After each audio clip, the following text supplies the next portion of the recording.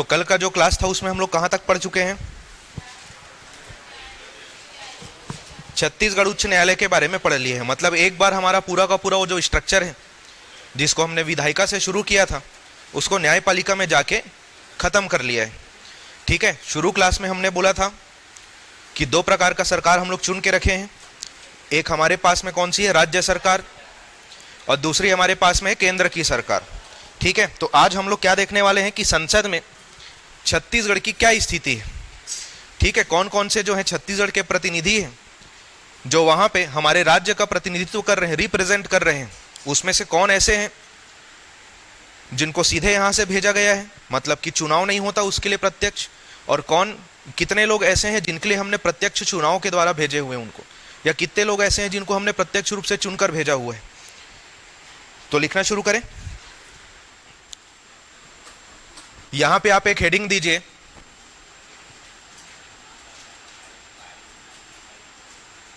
संसद। ठीक है, पार्लियामेंट में छत्तीसगढ़ की क्या स्थिति है हम लोग देखते हैं। इसमें लिखिए राज्यसभा और लोकसभा।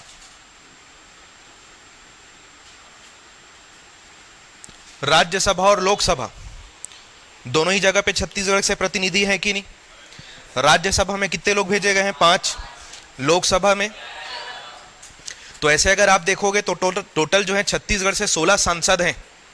ठीक है, सांसद दोनों ही कहलाते हैं। कितने हो गए? 5 + 11 16, 16 हो गए। राज्यसभा में भेजे गए हैं कितने? 5। राज्यसभा में कैसे भेजे जाते हैं मेंबर? विधानसभा सीट के हिसाब से वैसे ही भेजे जाते हैं ना, विधानसभा सीट के अनुसार। और लोकसभा में कैसे भेजे जाते हैं? लोकसभा क्षेत्र में प्रत्यक्ष चुनाव के द्वारा। लोकसभा क्षेत्र में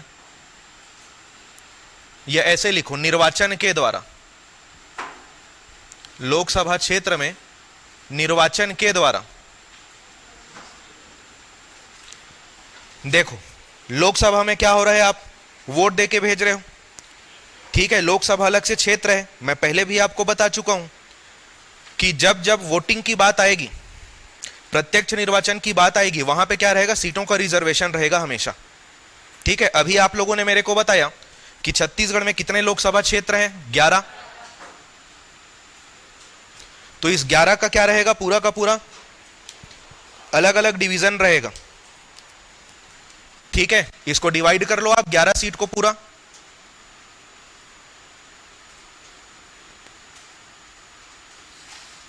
ग्यारह लोकसभा क्षेत्रों को अगर आप डिवाइड करोगे तो 4 सीट आएंगे कहां के लिए? अनुसूचित जनजाति वर्ग के प्रत्याशी के लिए। 1 सीट आरक्षित रखा गया है अनुसूचित जाति वर्ग के लिए। ये 4 और 1 कितना हो गया? 5। कितना सीट बचा रह गया? 6। तो जो 6 है वो किन के लिए है? अनरिजर्व्ड सीट है। ये अनरिजर्व्ड सीट है। ठीक है, क्षेत्रवार विवरण देखेंगे साइड में मैप बना के। पहले ये राज्यसभा को हम लोग कंप्लीट कर लेते हैं। ठीक है, यहां पे हमने कितने लोकसभा क्षेत्र लिख लिए? 11। राज्यसभा में कितने प्रतिनिधि भेजे गए हैं? यहां से 5। किसके आधार पर होता है ये? जैसे हमारे यहाँ पे 90 विधानसभा सीट है तो उस आधार पर 5 सदस्य हमारे यहां से राज्यसभा में जाके हमारे राज्य का प्रतिनिधित्व करेंगे। नाम लिखे 5 का। चलो बताते जाओ।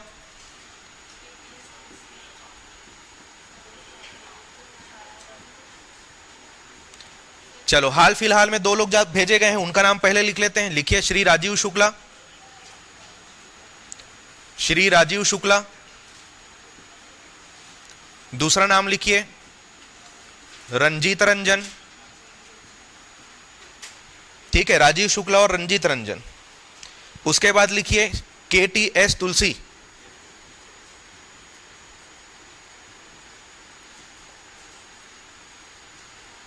KTS तुलसी।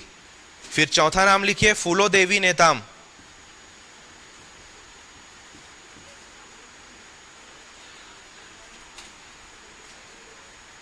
और एक नाम लिखिए सरोज पांडे।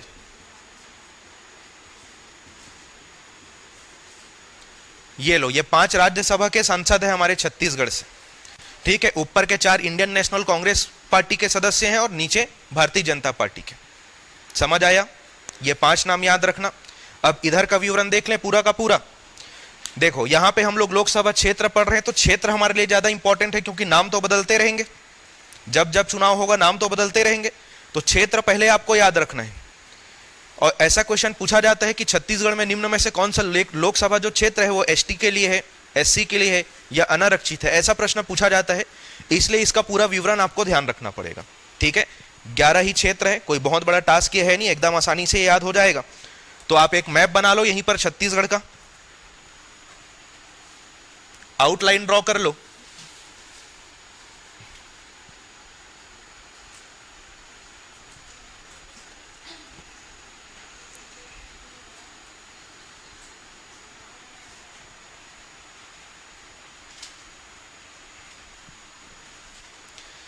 देख ले मैप में, कहां से शुरू करें बताओ। एक आध लोकसभा निर्वाचन क्षेत्र का नाम जानते हो आप?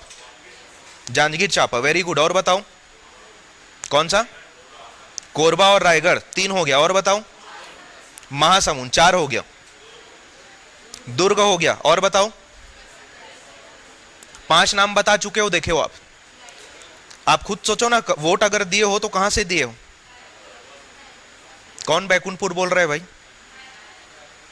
रायपुर, हाँ रायपुर। और बोलो? बस्तर। चलो लगभग लगभग पता है आप सबको। शुरुआत करते हैं हम सरगुजा से। यहां पे लिखिए सरगुजा, ठीक है, यहां पे लिखिए आप सरगुजा। और यह जो सरगुजा लोकसभा निर्वाचन क्षेत्र है ये आरक्षित सीट है अनुसूचित जनजाति के लिए। किसके लिए? अनुसूचित जनजाति वर्ग के लिए। यहां पे आ जाइए, यहां पे है एक लोकसभा निर्वाचन क्षेत्र आपको मिलेगा बिलासपुर। यहां पर लिखिए बिलासपुर, यहां पर साइड में लिखिए कोरबा,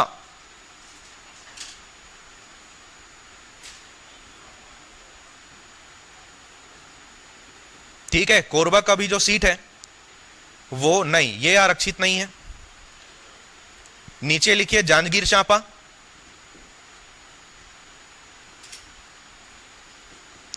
जांजगीर चांपा हो गया। यहां से साइड वाले जिले में पहुंच जाइए, यहां पे लिखिए रायगढ़,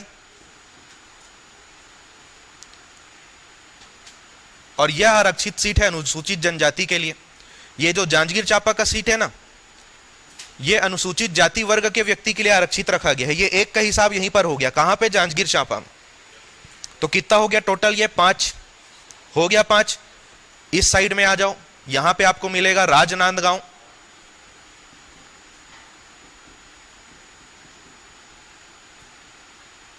ये हो गया भाई राजनांदगांव। यहीं पे और एक मिलेगा आपको दुर्ग, दुर्ग के साइड में आपको मिलेगा यहां पर रायपुर, रायपुर के बाद में यहां पर आपको मिलेगा महासमुंद,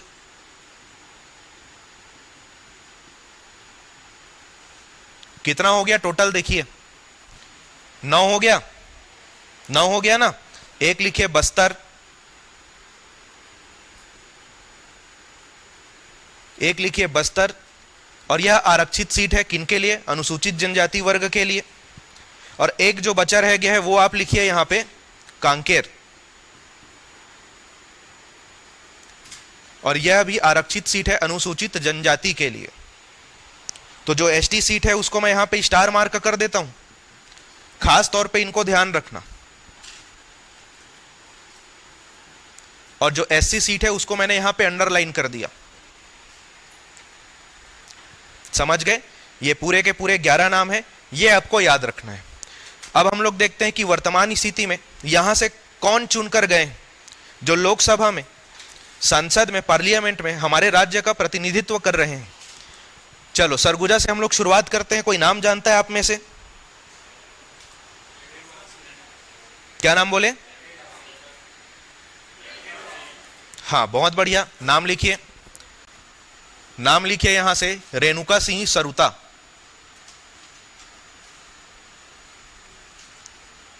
रेणुका सिंह सरुता। बिलासपुर से कौन भेजे गए हैं बताओ?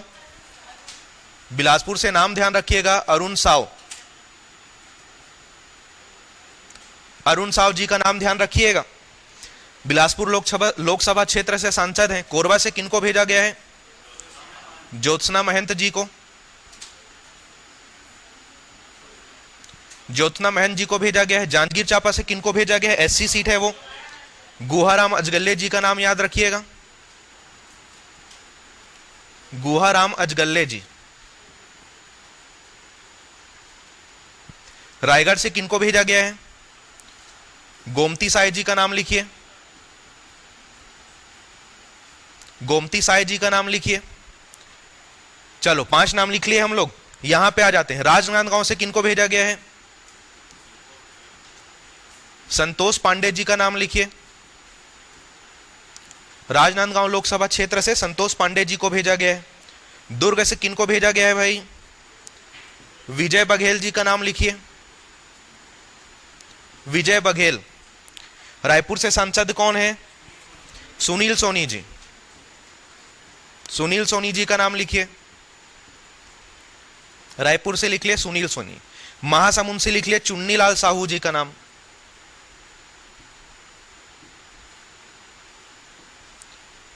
कितने नाम बचे रह गए? 2। बस्तर से लिखिए दीपक बैद जी का नाम लिखें आप।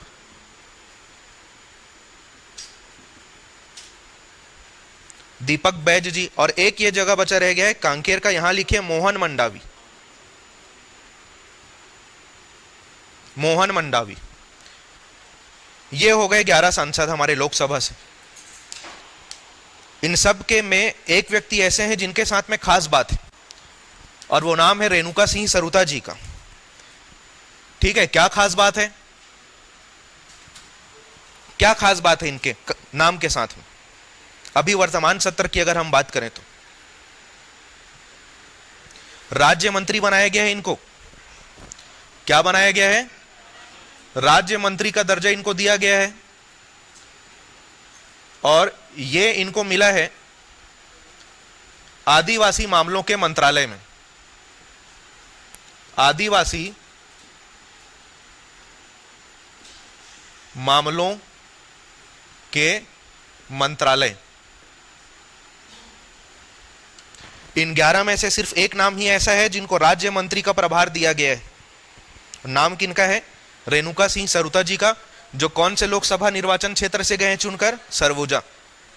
किस वर्ग के लिए आरक्षित है वो? अनुसूचित जनजाति वर्ग के लिए आरक्षित है। तो ये हो गया भाई पूरा का पूरा 11 का हिसाब। और इधर आपका किसका? 5 का। 11 और 5 ये 16 सांसद हैं जो केंद्र में हमारे राज्य का प्रतिनिधित्व कर रहे हैं। समझ आया? चलो जल्दी लिख लीजिए इसको आप लोग।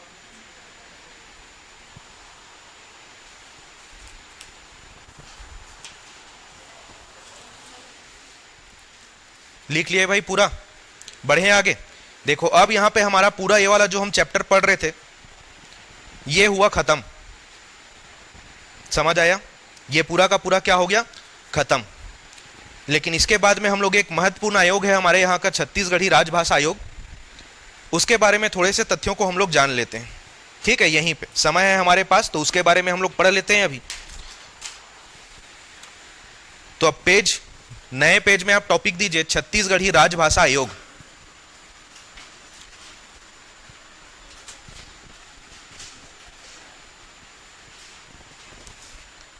याद रखना वो छत्तीसगढ़ के प्रशासन में शामिल नहीं है, वो इंपॉर्टेंट है, इसलिए मैं यहां पे उसको अलग से पढ़ा रहा हूं। समझ आया? टॉपिक डालिए छत्तीसगढ़ी राजभाषा आयोग।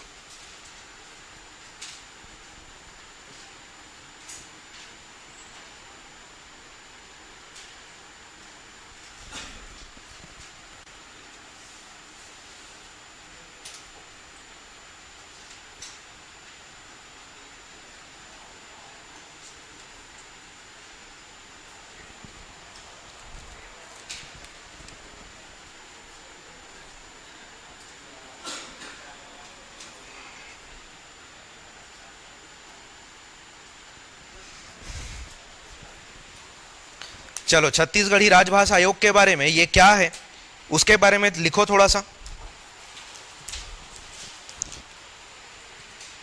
क्या भूमिका रहेगी इस आयोग की स्थापना के पीछे, क्या कुछ निर्धारित किया गया था, इसके बारे में 2 लाइन लिखो। लिखिए आप, छत्तीसगढ़ी को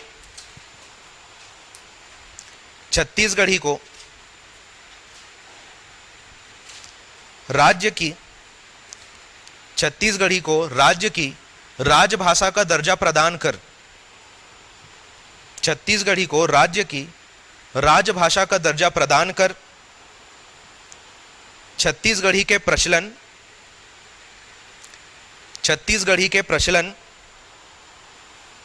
विकास, छत्तीसगढ़ी के प्रचलन, विकास एवं राजकाज में उपयोग हेतु समस्त उपाय करने के उद्देश्य से, राजकाज में उपयोग हेतु समस्त उपाय करने के उद्देश्य से राज्य सरकार द्वारा छत्तीसगढ़ी राजभाषा आयोग की स्थापना की गई है। राज्य सरकार द्वारा छत्तीसगढ़ी राजभाषा आयोग की स्थापना की गई है।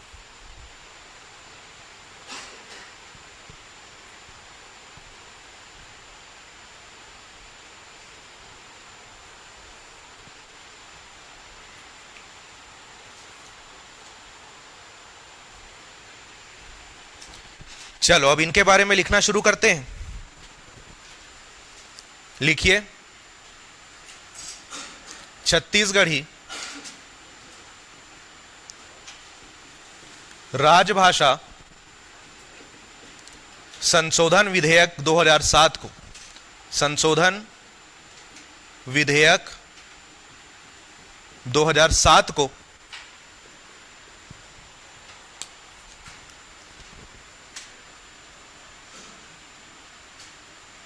28 नवंबर 2007, ठीक है, इस विधेयक की बात कर रहे हैं। और आगे लिखिए, छत्तीसगढ़ी राजभाषा संशोधन विधेयक 2007 को 28 नवंबर 2007 को विधानसभा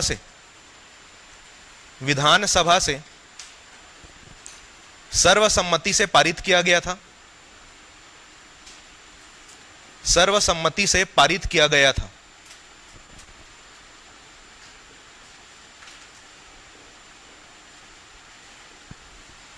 देखो 2007 में जो है क्या हो गया, आपका विधेयक पारित हो गया कि इसकी स्थापना करना है करके। तो आयोग का गठन लिखिए। अगला पॉइंट लिखिए, आयोग का गठन।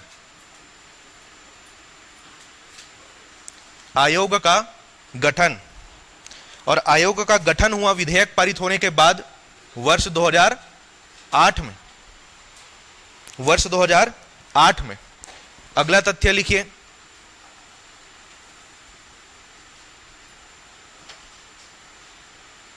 छत्तीसगढ़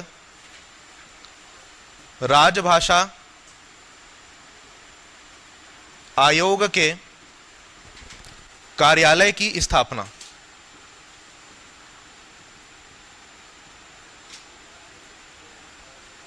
देखो आयोग का गठन हो गया है 2008 में, और हम अभी बात कर रहे हैं छत्तीसगढ़ राजभाषा आयोग के कार्यालय की स्थापना कब हुई। तो वर्ष 2008 का स्वतंत्रता दिवस था हमारा 15 अगस्त। ठीक उसके एक दिन पहले कौन सा तारीख रहेगा?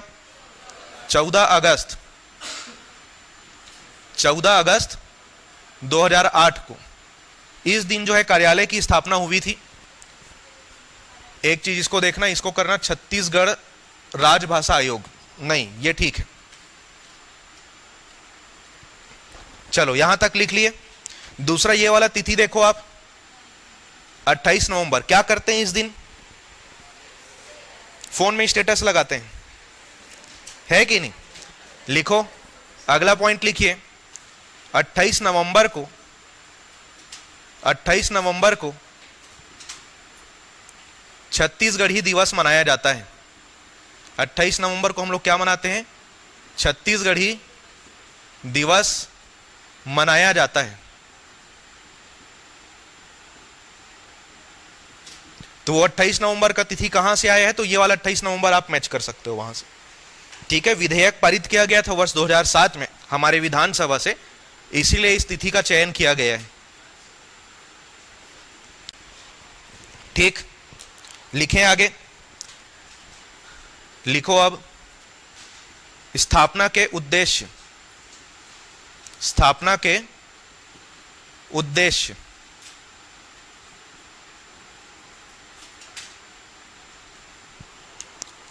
पहला पॉइंट लिखिए, इसमें पहला पॉइंट लिखिए, क्या हो सकता है?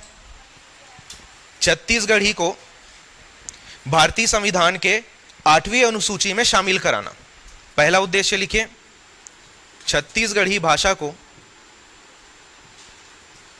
छत्तीसगढ़ी भाषा को भारतीय संविधान के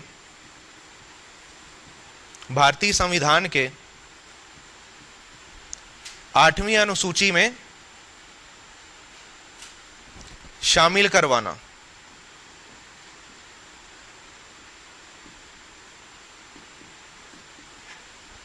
यह हुआ पहला। दूसरा लिखिए, राज्य में छत्तीसगढ़ी को, राज्य में छत्तीसगढ़ी को राजकाज की भाषा बनाना।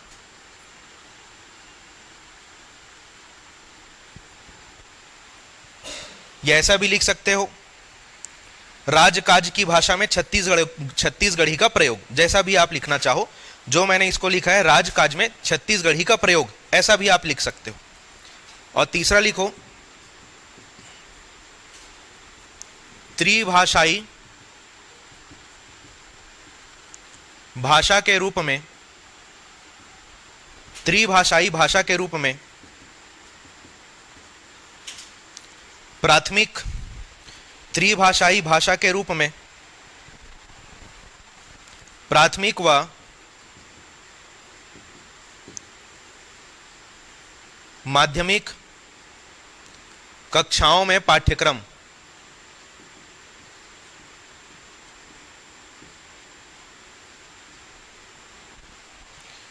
कहने का मतलब क्या है? सीधा सीधा हमारा जो क्षेत्रीय भाषा है छत्तीसगढ़ी, उसमें जो है प्राथमिक और माध्यमिक स्तर का शिक्षा देना।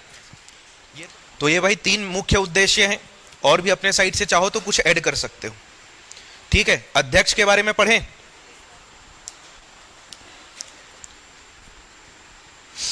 अगला पॉइंट लिखिए, अध्यक्ष।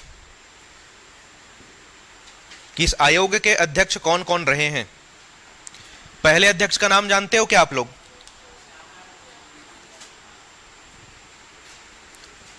हमारे राजभाषा आयोग के प्रथम अध्यक्ष थे पंडित श्यामलाल चतुर्वेदी जी।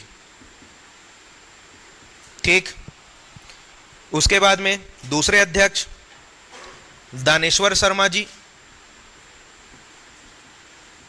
इनकी बहुत सारी रचनाओं को आप पढ़ते हो। ठीक है, कि पूछ मत दे, यह जो साहित्य है, यह जो रचना है, इनके लेखक कौन है, तो इनकी भी बहुत सारी रचनाएं आप पढ़ते हो। ठीक, तीसरा नाम लिखिए जिनकी किताब आप पढ़ते हो हिंदी और छत्तीसगढ़ी भाषा की, डॉक्टर विनय कुमार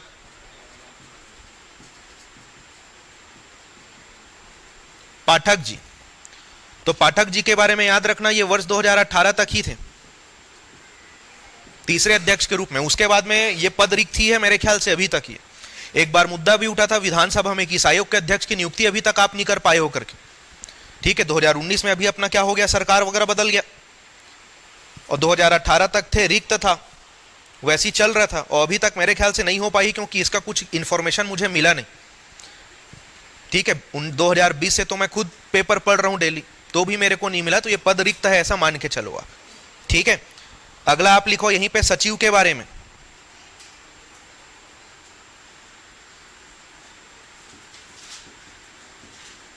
कि इस आयोग के सचिव कौन रहे हैं?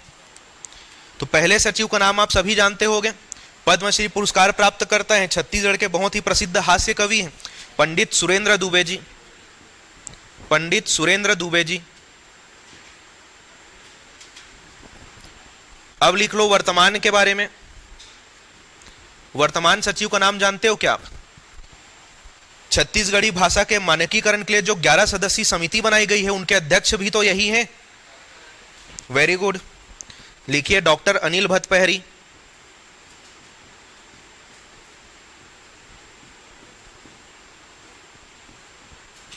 डॉक्टर अनिल भतपहरी, याद था पहले से कि मैं मैसेज भेजा उसमें पढ़े? मैंने भेजा हुआ है वो मानकीकरण के लिए 11 सदस्यीय समिति जो बनाई गई है, उनका नाम मैंने लिखा हुआ है वहां पे। ठीक है, देखना किनका किनका नाम है वहां पे। अभी तो फिलहाल ये लिख लीजिए आप, चलो जल्दी लिख लो। फिर छत्तीसगढ़ी राजभाषा आयोग के द्वारा में 2 योजनाएं या कार्यक्रम चलाई जा रही है। एक है बिजहा कार्यक्रम और दूसरा है माई कोठी योजना। इसके बारे में लिखेंगे। आप लोग लिख लिए हो कि इसको पूरा लिखना शुरू करें? चलो,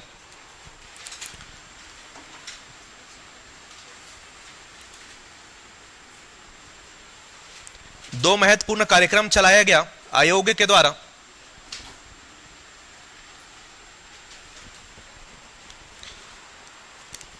उसमें से पहला लिखिए,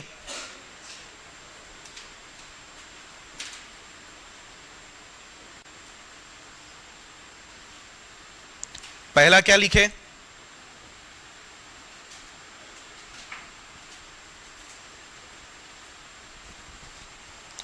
चलो नंबर 1 करके लिखो, बिजहा कार्यक्रम।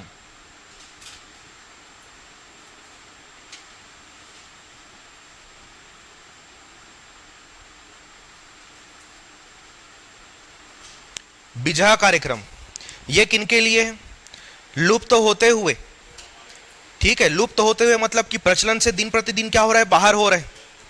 ऐसा भी हो सकता है कि कुछ एक बहुत कॉमन शब्द रहा होगा छत्तीसगढ़ी में, जो हमारे पूर्वज जो है प्रयोग करते रहे होंगे, हमारे सामने कोई बोल देगा तो हम पहली बार सुन रहे हैं, ऐसा भी हो सकता है आज की स्थिति में।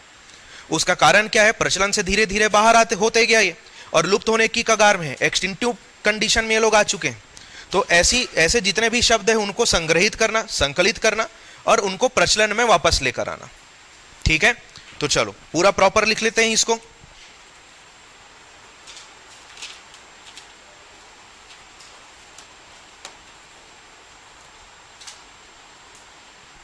लिखो, लुप्त होते हुए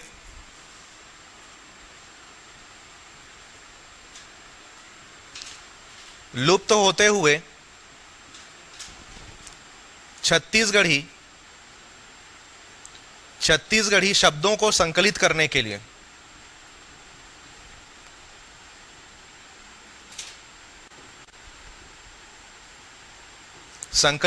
के लिए प्रारंभ किया गया है।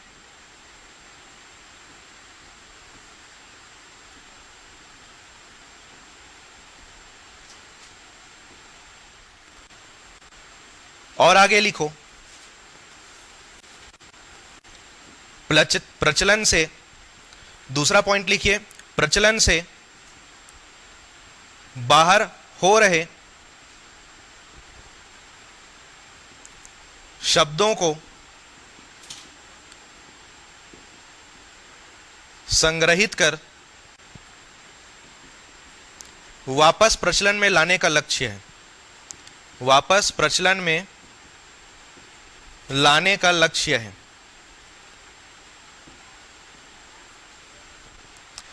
देखो, बिजहा ये जो छत्तीसगढ़ी शब्द है, इसका मतलब आप समझते हो, खास तौर पे जो खेती किसानी से जुड़े हुए हैं या जिनके घर में कम से कम एक बाड़ी भी होना, इस शब्द का मतलब जानते होगे।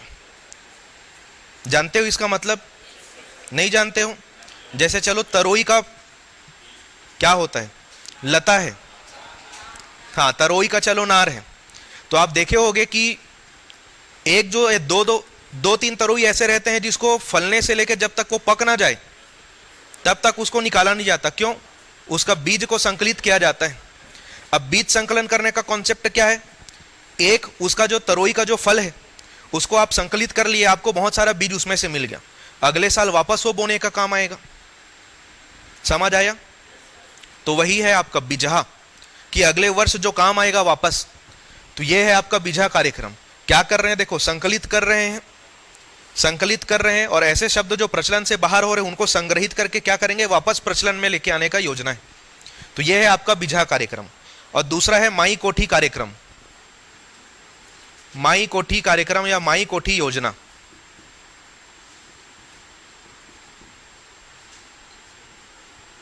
देखो ये जो कोठी शब्द है किसके लिए? स्टोरेज के लिए, समझते हो? स्टोरेज के लिए, स्टोर करने के लिए है।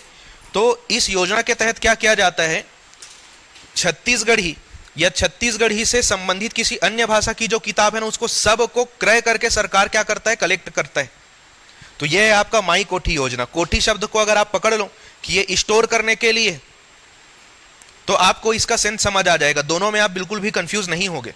तो इसमें लिखो माई कोठी योजना में छत्तीसगढ़ी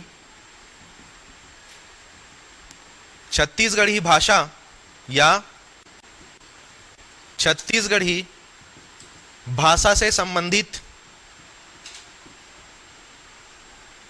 छत्तीसगढ़ी भाषा या छत्तीसगढ़ी भाषा से संबंधित किसी भी भाषा की पुस्तकों को, किसी भी भाषा की पुस्तकों को क्रय कर संग्रहित करने की योजना है।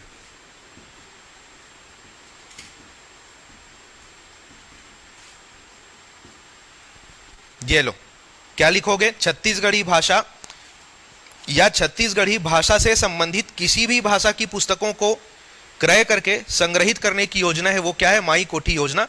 देखो यहां पे क्या कर रहे हैं हम लोग? क्रय करके संग्रहित कर रहे हैं, संग्रहित कर रहे हैं। और ये कोठी का मतलब भी मैंने आपको बताया था क्या करने के लिए होता है, ये स्टोर करने के लिए बनाया जाता है।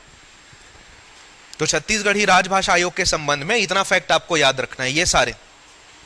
लेकिन छत्तीसगढ़ी की बात निकली है तो इसका हम लोग क्षेत्रीय स्वरूप भी देख लेते हैं कि छत्तीसगढ़ के कौन कौन से हिस्से में किस प्रकार की भाषा जो है बोली जाती है। ये लिख लो, फिर एक छोटा सा हम लोग मैप बनाएंगे और फिर हमारा ये पोर्शन पूरा क्या हो जाएगा? खत्म। चलो नोट करो जल्दी। चलो अगला एक छोटा सा टॉपिक डालो, छत्तीसगढ़ी भाषा का क्षेत्रीय स्वरूप। छत्तीसगढ़ी भाषा का क्षेत्रीय स्वरूप।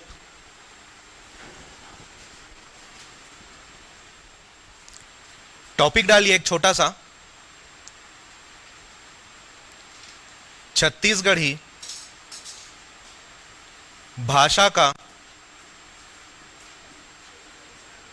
क्षेत्रीय स्वरूप।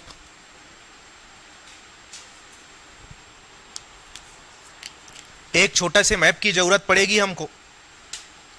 थ्योरी से अच्छा यह है कि मैप में उसको लोकेट कर लें हम लोग।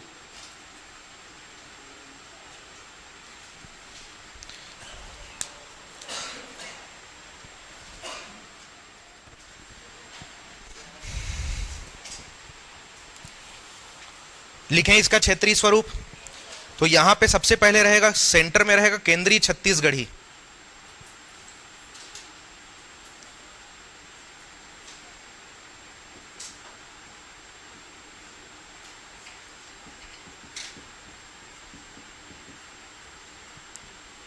और इसको एक सेंटर पॉइंट मान के चारों दिशाओं में चले जाओ आप।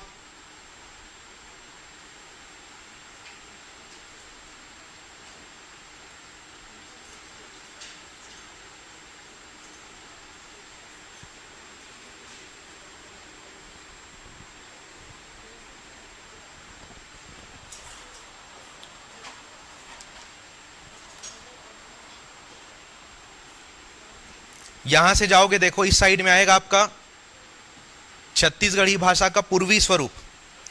इधर आप जाओगे तो मिलेगा आपको उत्तरी स्वरूप। इस साइड में आएगा पश्चिमी और इस साइड में आएगा दक्षिणी स्वरूप। समझ गए? तो देखो ये जो है छत्तीसगढ़ी है, यहां पे सेंटर है। और ये क्वेश्चन पूछा जाता है कि पूर्वी क्षेत्र में किस प्रकार की छत्तीसगढ़ी बोली जाती है। तो कौन से प्रकार की बोली जाती है भाई छत्तीसगढ़ी? यहां पे क्या लिखें? खलटाही की लरिया? लरिया लिखिए यहां पे, लरिया। इस साइड में आप जाओगे ना तो छत्तीसगढ़ी बोली में आपको ओडिया और इस साइड की क्षेत्रीय बोलियों का जो है मिक्स वर्जन आपको मिलेगा। लेकिन सर्वाधिक जो संपर्क के लिए यूज किया जाता है पूर्वी क्षेत्र में, खास तौर पर इधर आप देखोगे रायगढ़ वाले बेल्ट में, तो वो क्या होता है? लरिया होता है। ठीक है। और पश्चिमी में अगर आप चले जाओगे तो इधर कौन से भाषा का प्रभाव ज्यादा दिखाई देगा आपको? वो तो मुख्य हो गया, लेकिन इधर जैसे कि अगर आप आओगे तो मराठी भी आपको मिक्स मिलेगा, बुंदेलखंडी वगैरह हो गया, बघेली वगैरह हो गया, सब मिक्स मिलेगा। लेकिन मुख्य इधर की संपर्क भाषा क्या है? खलटाही। खलटाही, ठीक है। छत्तीसगढ़ी के उत्तरी स्वरूप की अगर आप बात करोगे तो यहां पे जो है सर्वाधिक बोला जाता है वो है सरगुजिहा। सरगुजिहा।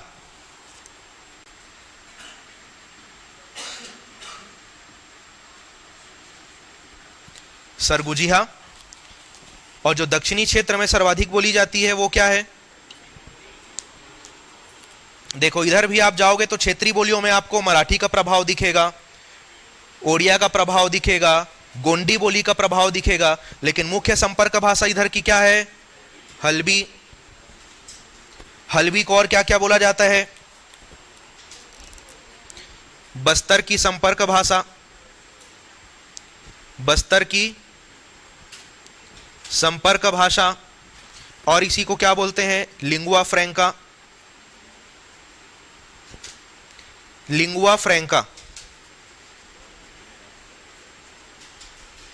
लिंगुआ फ्रैंका उस भाषा को कहा जाता है, मान के चलो जैसे कि ये हमारा पूरा एक क्षेत्र है, मान के चलो ये जो हमारा क्लास, यहां पे आप लोग कितने लोग हो? लगभग 100-120 लोग हो। यहां पे चलो हम लोग जितने भी लोग, हर एक पर्सन के पीछे एक एक हम लोग क्षेत्रीय बोली जो है इमेजिन यहां पे कर लेते हैं। उसके विपरीत हर किसी के जुबान में कॉमन भाषा होगी जिससे हम लोग कम्युनिकेट करेंगे। तो क्षेत्रीय बोली की विविधता के बीच में कोई एक ऐसी भाषा जिसको कॉमन तौर पे हर कोई जो है कम्युनिकेशन के लिए यूज करता है, उसको बोला जाता है लिंगुआ फ्रैंका। समझ आया? जैसे कि इस साइड में भी अगर आप देखोगे तो विभिन्न प्रकार की बोलियां हैं। आप पढ़े हो, नहीं पढ़े हो तो मैं पढ़ाऊंगा जब हमारा वो विषय आएगा तो। लेकिन संपर्क भाषा किसको कहा जाता है? हल्बी को कहा जाता है, इसीलिए इसी को बोला जाता है लिंगुआ फ्रैंका। समझ गए? तो ये है भाई आपका क्षेत्रीय स्वरूप। इसमें से इन चार में से सबसे ज्यादा जो पूछा जाता है वो लरिया और खलटाही को पूछा जाता है, क्योंकि सरगुजिया और हल्बी ट्रेस करने के लिए बहुत आसान है। तो आसान चीजों को नहीं पूछेगा, जिसमें आप थोड़ा सा कंफ्यूज हो सको, जिसमें आपको थोड़ा सा पहले से पढ़ के रखना पड़े, ऐसी चीजों को ज्यादा पूछता है। और साइड में एक चीज और लिख लो आप, यहीं पे एक चीज और लिख लो, छत्तीसगढ़ी भाषा के मानकीकरण के लिए, छत्तीसगढ़ी भाषा के मानकीकरण के लिए डॉक्टर अनिल भतपहरी की अध्यक्षता में, डॉक्टर अनिल भतपहरी की अध्यक्षता में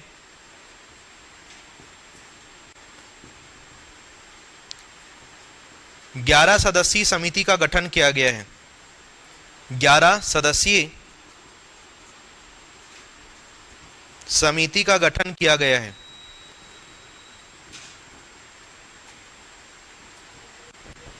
ये 11 सदस्य कौन कौन है, ये नाम सब आप तक पहुंच चुका है, एक बार उसको अच्छे से पढ़िएगा।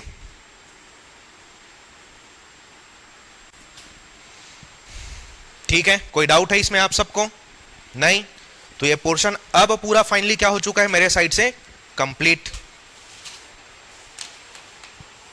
तो अच्छे से इसको आप पढ़ो, आपको भी पता है, मैं पहले दिन से आपको बता रहा हूं, फैक्ट ही फैक्ट है।